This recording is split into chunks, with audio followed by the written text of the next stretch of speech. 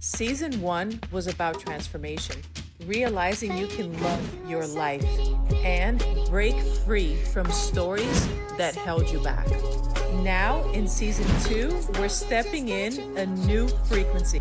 What transformation looks like in real life. The messy middle. The real, raw conversations. If you're ready to live your truth, let's talk. Welcome to Jessica Javens Talk. We are in season 2, and we have an amazing line of guests this season. We're going bold, deeper, and intimate. And this guest is ready to share as much as possible with you so you can really know what he went through and you can resonate, you can connect. But not just that, you are also empowered to share this with others so they can also be inspired to live a life they love. And that's my message to you today.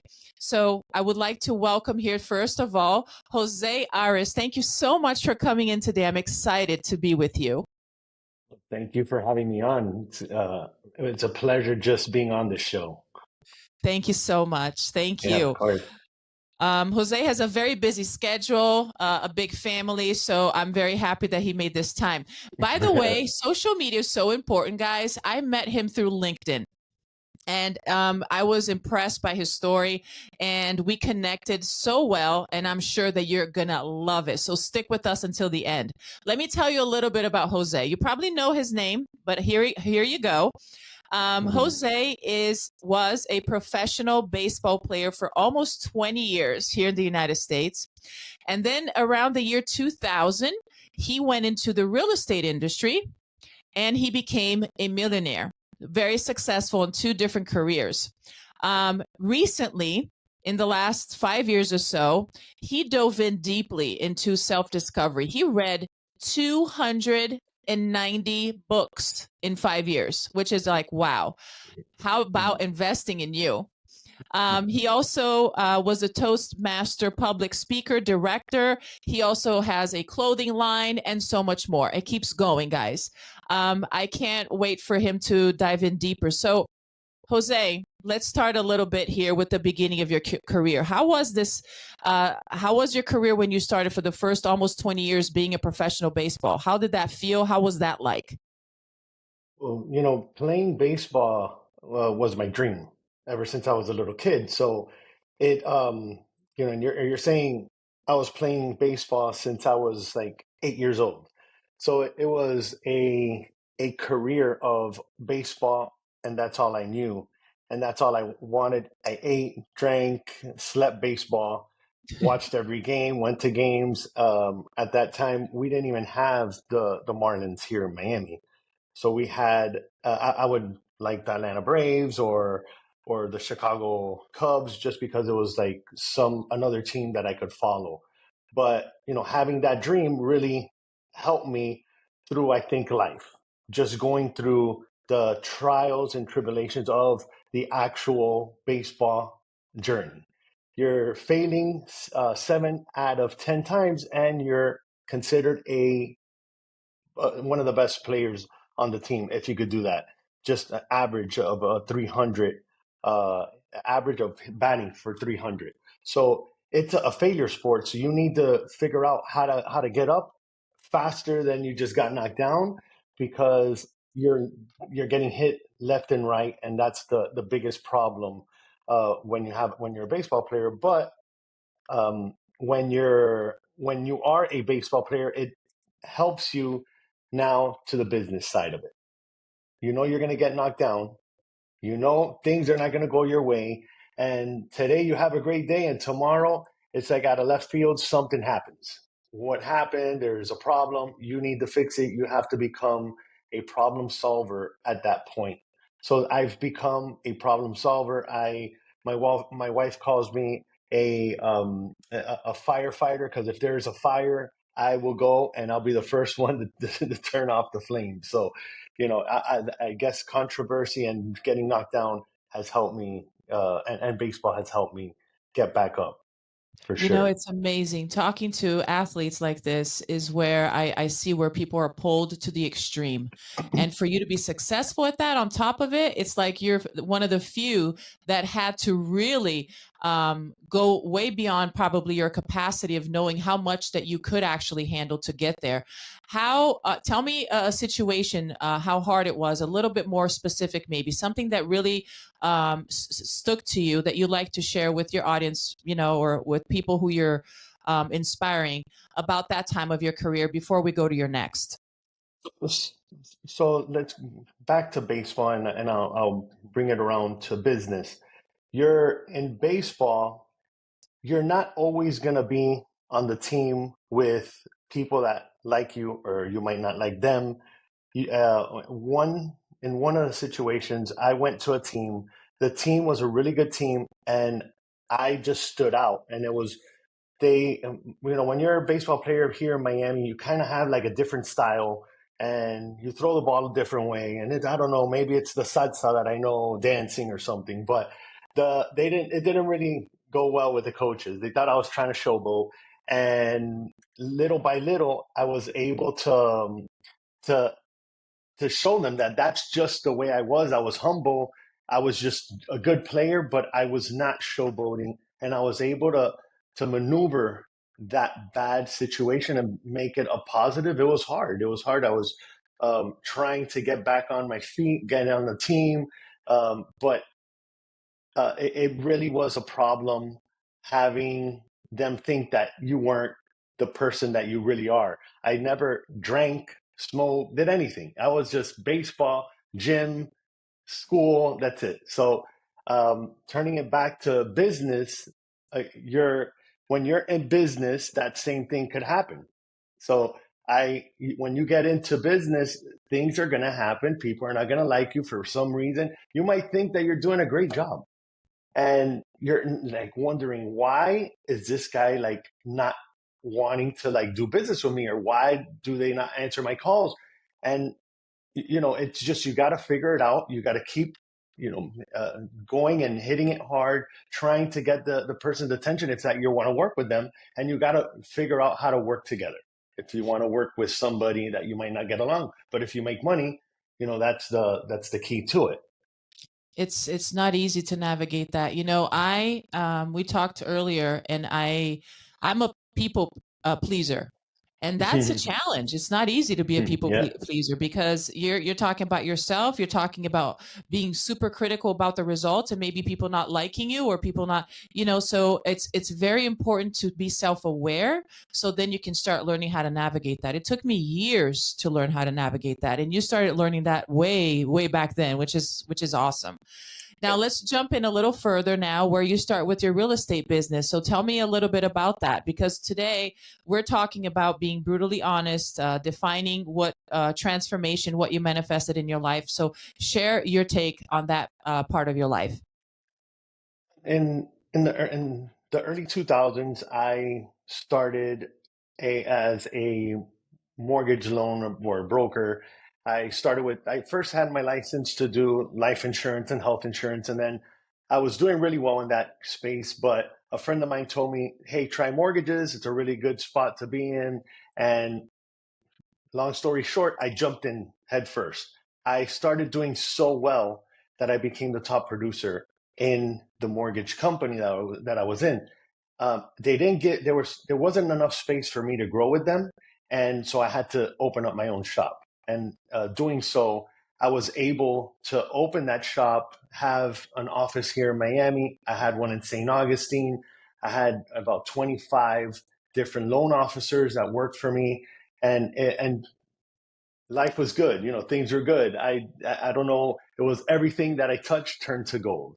And Wow, then that's amazing. And and then from we'll the get other into career, yeah, and from the other well, career to this one, like that's amazing. But tell, how yeah. did that completely change? Well, once you're so everybody knows about 2008, 2009. You have the financial crisis hits, and I had everything into that one field. I had everything into real estate. We were trying to build a 5,000 acre parcel somewhere here in Florida. We had huge and big dreams, and when that crash hit, all our dreams went downhill at that point. And so I was at one point. I remember I was getting I was getting foreclosed on my property that I lived in the beach in a high rise. I was getting foreclosed there. I had 20 other properties that were getting foreclosed, and I had one property to just stick with, and it's still the property I have today. And that property I stayed in there, and I remember sitting in my house, $20 in my pocket. I don't know. It's a Monday. I don't know what's going to happen the rest of the week. I don't know. I don't have any money. There's nowhere to go. I have no idea where money's going to come from, and it just came out of thin air. I started making money, but it was just to have $20 and not know where the next dollar's going to come from is scary. It's scary, and from making $1 million to having $20 in your pocket, it's a big hit. And I don't know how I was able to navigate that whole depression part of my life, because it was just hard to deal with, especially when I had the cars, I had the houses, I had everything, boats and everything, and then from one day to the next you lose it all, which it happened to a lot of people. Yep. And unfortunately, um you need to be prepared. Now I try to diversify, and I have more than one source of income coming in, That's because a I good do lesson. not ever want that to happen to me. Now, something happened to you, just not financially, but that affected you mentally, right? Emotionally. Oh yeah, Tell us absolutely, about that. absolutely. I was hiding that.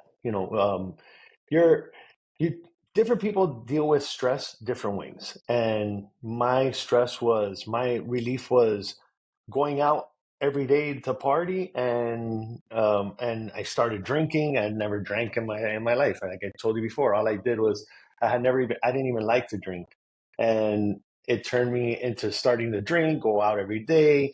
It was just party the whole night, sleep the whole day, and keep that going every day. And it was just one of those cycles that you're happy, you think you're happy, but in reality you're just dealing with it the only way you know how to. And my way was that way, the party, and it wasn't easy. And that's what eventually you get people into your life that are good, and that it's like birds of a feather flock together. If you hang out with the bad people, you're going to become a bad person. And I didn't really believe in that, but it's 100% true. And once I met my wife, I was able to turn that thing around, and she motivates me to get better. Absolutely. Yes, and we're going to go back to that in just a second, but I know Yeah. that for a while when you started feeling depressed and you try Hmm. to find help, you actually went to the partying for a while and the drinking and so forth. And at the same time, you were also hanging out with the wrong crowd. Oh yeah. So, as I remember correctly, so you were actually needing to be in the right crowd for a while, but no. So that played what part in your life? Like, tell us, how did that complicate things until life changed again for the better for you? When we were I was I was just trying to figure things out at that point, trying to figure out. I would I am I don't go to the church every day or anything, or every weekend like most of the people, but I I would go, I would walk into church. I remember, and I would go, there's a church right by my house, Little Flower, and you could go there at any time, any day of the week. And I remember walking into the church and praying, and, help me, get back on my feet, help me with all these struggles that I'm having. But it was something that I had to go through in order to become the person that I am today. And there was a lot of struggles between the drinking, the the partying, and it's like a daze. It's a daze. You're going through the motions, basically, a day at a time, and and you try to like hide it with what you're doing, which the drinking and the partying. So you're hiding that, and it's building, and you think it's not, and you think that you're invincible, but it really hits hard, and it hit mostly too, like just financially, because I went from money to no money, and then it's been a struggle trying to get back to that space again. So, but when you learn those hard So lessons, uh, what I so was gonna tell say is me you learn those. about being Go ahead, brutally go ahead. honest, because you were kind of sugarcoating, or people around you were sugarcoating. We talked about that, right? Hmm. So tell me about being Sure. brutally honest. How did that look like for you? Man, I mean, being brutally honest. I mean, um, there's a lot of things that you got to work through. That, for instance, like myself, I didn't think I had a problem, and I didn't think that going I didn't think that it was a bad thing for me to hang out with the people that are going out every day, and doing just not doing much, not no education, no self education. I would always read books, and I wasn't reading books. I wasn't doing anything to try to get better, and you really learn from that, from those hard times, that you need to try to see what's wrong, and say, oh, well, this is going wrong, I need to fix it. But when you're in it, I guess you don't see it. That's the Do you that's the think it was biggest problem. because, Jose, do you think that it was because you didn't want to face it, or were you embarrassed? I think it was probably both. You're embarrassed, like, I would, I thought I was up here, and I was doing so well, and I wouldn't, and it was embarrassing for me to like do a job that was less than what I was doing before. So Hmm. if I had to go cut grass, I wasn't going to go cut grass. I wasn't going to go do these things that I should have been doing. And I say grass, but anything, any of those, maybe jobs that maybe pay less, but they're going to get some food on your table. And I wouldn't do that. I was embarrassed because I thought I was better than that. And I didn't, I was hiding behind the drinks and behind everything that I was doing. There's no, no ifs, ands, or buts about it, that there was a problem. I was just hiding it, and I didn't tell anybody about it either. So it wasn't like I was telling somebody, "Oh, I lost all this money. I feel bad." Nah, I didn't do any of that. I tried to keep it to myself, and then you start. It affects you at that point, because you feel like a different person. Absolutely. So, how long did it take you to start realizing that that mask, or that sugarcoating, or that pride, you had to still hold on until you couldn't anymore? I think it was, I started. I say 10 years after I lost it all. I had a 10-year span of just not knowing where I was going. I That's was pretty long. I was a ship without a rudder. I had no roadmap to any place. It was just I was just lost. I was lost. It wasn't, until I met my wife that she got me back on track. She's the one that was the person that pushed me. And she doesn't say anything to push me to do it. It's just the way she does it. And maybe that's how it works. Like, I'll give you an example of like something Mhm. silly, but um, I would drink. I would wake up drinking Coca-Cola, a Coke in my hand. I would not drink water ever, and I would not eat any vegetables, anything. Like, I just had this thing of of bad diet. Even though I mean I was in shape, I didn't eat well, but she would just little by little start giving me some advice in a way that would kind of like tell me, hey, look, you shouldn't do that. And now I don't drink Coke at all. So I've gotten off that completely, which I was completely addicted to Coke. I would literally drink a Coke from waking up to going to sleep, and it didn't Wow. matter how much caffeine you had in there. So, but so my wife has been the real star of me transforming myself, because you need to have somebody there to help you out. In reality, you can't do it by yourself. They say having a strong spouse will be the biggest difference in your life, and I agree that's one of the things that has helped me has been my wife coming in.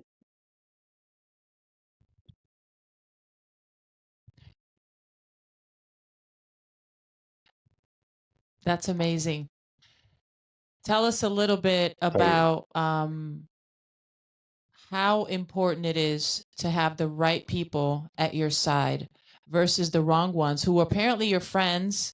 They were hanging out with you, partying with you, seemed to Mhm. be, and the difference between somebody like you, like your wife, that was probably not the one going to parties with you and all of that stuff, but she was doing other Mhm. things. So tell us a little bit about the difference so people can actually see the difference between people who really care about you, who really can make an impact and help you elevate in life and become your better version, versus somebody who seems to be very friendly, but is not a good fit for you and for who you want to become.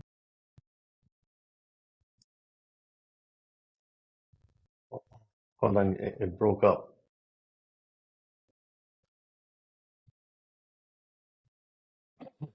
Can you hear me? I can hear you. Oh, okay. Sorry, you So were like frozen, and I couldn't hear at that's that point. okay. Sorry. That's totally fine. That's part of us and the technology today. So, tell us, Yeah. Jose, how was it for you to actually see the difference between the friends who were with you for years, partying and seemed to be good friends and having a great time with you there and laughing and all of that stuff, versus somebody now who probably doesn't go partying with you, probably doesn't go there and say, yeah, let's drink, let's have more, whatever, but on the other hand was the one who actually helped you to become the person who you wanted to become, the better version of yourself. Tell us how you saw that difference, because many times we don't know the difference between having the right support system and the wrong support system. The wrong support system is obviously people that are not trying to benefit you in any way. You're at that point, I'm not saying that any of the people were bad people, that I would hang out with, but the difference is that they had a different mindset. So did I. We were, go out, and have fun, but what are you doing to better yourself? You're not doing any of that. And then you're in the nightlife, you're not you're not meeting the right people either. So I did, at that point, what I would do is, in order for me to go out and have all these nights going out and basically not really working, I would hustle, doing other things. But the main income that would come in is that I would basically invite a bunch of people to the club, and then we would drink, and I would get paid for socializing. Is basically what would happen, and it's a different crowd. Once it's 3, 4, 5 in the morning, and you're still out, you're you're not yourself. So that's the worst part about it. Now, the difference is my wife, she comes in and she's telling me things to do, and and helping me, try to guide me to the right um to the right area in life. So for instance, I didn't really have anything at when we first met, my wife and I. where I was just partying. And um, I decided I was doing mobile apps and websites, and I learned how to do that online, and I taught myself how to design. So my wife kind of told me, "Hey, you don't want to try to do make a t-shirt company, and you know a lot of people, you could promote yourself." And then so that's the difference. You have somebody that's telling you, "Hey, let's open a business. Let's do this to make money." And then you have the other side saying, "Hey, let's just go out and spend the money." So you're like, okay, what do I do here? Do I go with the money? Do I not go with the money? So then Uh, she was the one that's pushing me, open the company. Let's open the company. And my wife was she would work she was selling luxury watches. My wife was very successful in in the luxury watch space. And so she's like, look, you need to do something, to work, to make money. And so I opened up that t-shirt company, which is the company that I have still today. Me and her own the company, and we've been 11 years openers, 10 years open as a successful printing company. So the difference is you have one that's looking out for you and then trying to make you better. The other ones are not. The other ones are trying to take advantage of you. And I'll give you an example of taking advantage. I go to a club. I get a comped bottle. The comp bottle is like a $500 bottle. I get it.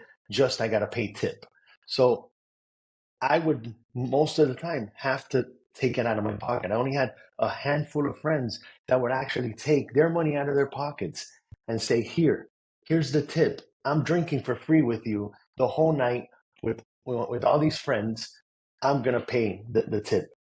I never, and then you start seeing now, okay, I only have a few friends. Those friends are still friends of mine now, but there's other friends that were the ones that were leeching off me, not bringing a dollar. And so, of course, you start seeing, look out for the person that looks out for you. If you're hooking somebody up, they should try to like take care of you, but that doesn't happen all the time. And I'm a pleaser as well, like, and I know you just mentioned that you're a pleaser, and that's why I did good at promoting, because I would bring a bunch of people together, and we would have a good time, and I would socialize with everybody. But you see what type of characters come into that scenery, and there's a lot of bad that comes in.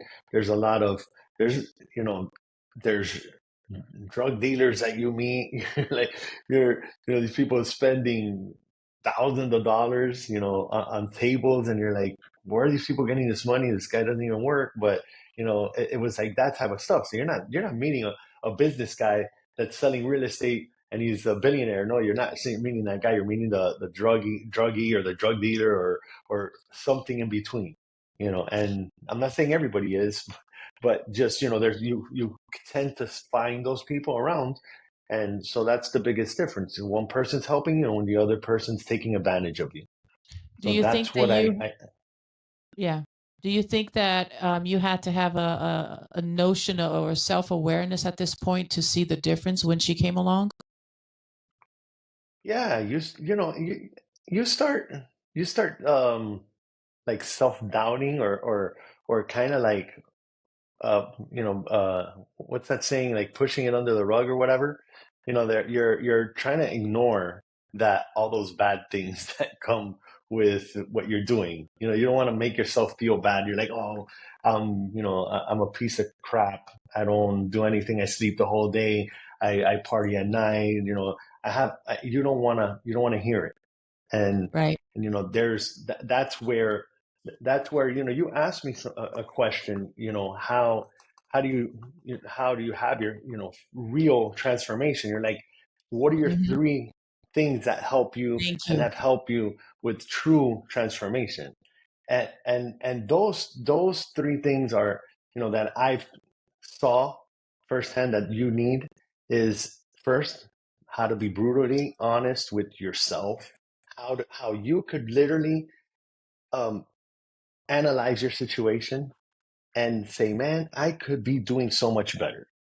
Not not, don't sugarcoat it and think, oh man, I'm nothing is, I'm doing so great. No, you're not. Look at yourself in the mirror and say, how good am I? Am I doing good or not? No, well, change it. Just change it. The other thing that I tell you, so there's three things. The second thing I would say would be, consistency. How consistent can you get? How can do the good thing every single day, even if it's one thing. Like they say, make your bed in the morning. Okay, make your bed in the morning. That's your first accomplishment of the day. Make your bed. There's a lot of these things that were taught to me at one point, but I got sucked into this hole that I started forgetting all of these things that I used to do. I used to forget why I was successful, and I might have not been smarter than anybody else, but I had the baseball attitude, the baseball mentality, and that helped me through it. So consistency for sure is the second one, and an accountability partner is what you really need. You need that person to come up to you and say, "You suck today, and this That's is why awesome. you suck today." And I hate it. I hate it. I'm Of telling you that course. I get mad. But I, and my accountability partner is my wife, and she tells me straight up, and I get mad. I'm like, I get mad. I could be doing so much more, and I might not say anything at the moment. She's like, but why aren't you saying nothing? Why aren't you getting mad? Inside my brain, I'm already thinking, what the hell am I doing? And how do I fix this? What do I do? So, being accountable, an Mhm. accountability partner is huge. And some people don't have your wife. They might have a best friend. They might have Yeah. to get a coach and have a coach, coach them, because no business, no team. Why do you have a coach? You need them. You can't do it on your own. They see things Yep. that you don't see. I love that you said that several times today. We cannot do it alone. I totally agree with that. That's awesome. Those three key points are amazing that people that are listening to us right now, Jose, can understand that they need to put that effort in and there is no escape. The escape is a delay. Of course, sometimes we have to go through it like you did, and you recognize Mhm. that today, which is awesome. Um, I also know that you have a lot going on for you right now. I'm very proud of everything that you were able to do and come out of that 10-year span like that. Yeah. And now have a beautiful, gorgeous family that you probably always dreamed of, and you have that now, which is so inspirational, especially for people who might not have that yet or are looking to maybe get the right partner. That does exist. So thank you for inspiring Yeah. us on that. Now, Well, share with us how people can can actually I say something contact on you. that? Can I say Yeah, something really quick yeah, about that on so you're talking about um your the partner, having your partner, right? And finding that right partner, having that family. Well, you know, I I started my family at my first kid at 48 years old. So for those guys that think, oh, I'm too old to do this, I can't have kids, that time has passed, you know, get that out of your mind, get that out of your head. You have enough time. You could be as young as you want to be, but you need to make sure that your mindset is there. And that's the problem when people think, and I have a lot of friends that come up to me and say, hey, well, when did you start having your kids? I maybe I tell them, look, it's all about finding the right person and then visualize who it is you want. I honestly visualize. I wanted a girl with black hair because I like black hair. I don't know why, but I like black hair, and she had to have, a good body with, something in the rear. That's what I like. I'm sorry to be, I don't know no, how to that's say what it, we're being here, nicely. intimate and bold and raw. Go on. So I honestly was that's who I put in my vision. That's who I put in the universe. That's who I want, and I got what I wanted. And after having found that right person, then having the kids really made things. It changed perspective on your whole life. How Right. your You were kids ready for it. Yeah, I'm ready for it. I'm not a little kid doing it. And I just see it is so hard for you to raise a family at 20 years old. You don't have a mindset to No. have those kids. I am a way better father right now than if I would have had kids when I was young. So that's another thing I want you, to tell every father out there, that it's not too late. And it's the older you get, the better it gets. It's not like, oh, you're going to be 50 something years old. You're going to be a cripple, trying to run after your kids. No, I don't think so. I'm going to stay as fit as I want to stay fit. And it's all in my mind. So if I you love that. think you're old, you're going to be old. If I love you that. think you're young, you're going to be young. Yep. So I think that's the biggest problem that people have when it comes to having kids, and thinking that, and I'm talking to a lot of the guys, it's not too late. I have a friend of mine, he's turning 48 now. He's just got married. He is having a panic attack. So relax. You're everything you wanted to do, you did. All your friends have kids. Perfect. You weren't ready for him. You're ready for him now. God gives you what you need when you need them, or And when now you you're want them, good. or when you're right. Yes. And you inspire So so many people, and you're such a good friend now because of everything you've been through. Now, I know you have a lot going on for you now and next in your life. And I want people to be able to actually get to know you a little bit more and see what you're offering. yeah. So, how can they reach you? Yeah, so you could. So I'm in the lending business. I changed my screen name. I'm called Moneyman T Arez now on the internet. So you could reach me there on all social platforms. And if you need any help with any business ideas, problems, I've pretty much probably ran into them. I'm an open book. I'll give you whatever it is that you need to help you, because my thing is helping others. The more I help, the more comes back to me. So you could contact me, give me your problems, and I'll help you solve them. No strings attached. I don't want money for it. I want to help others, and that's my goal. Thank you So so much. that's where you could reach me. Yeah, of Thank you course. so No, much. That's why Jose is in the show today, guys. He's an amazing person, amazing husband, amazing father, amazing friend. And you guys have to go and check him out further. And also do your part in making sure you're sharing this episode to all the fathers over there, or the men who actually are going through a phase in their life that they have to come out of, so they can touch and reach that full potential that all of us have inside of us. Thank you for coming in, Jose. You are awesome. This yeah. is Jessica Javens Talk, which is a podcast brought by the IamBeastNetwork.com and brought by Forever Living, the aloe vera juice that changed my wellness, and my brother's new bar in Fort Lauderdale. Jose, you have to go visit. It's called Through the Vine. He's a sommelier, and the place is booming. Thank you for watching. Yeah. Sure, you subscribe and follow me for more. See you on the next episode. Let's talk. This is Jessica Javens Talk.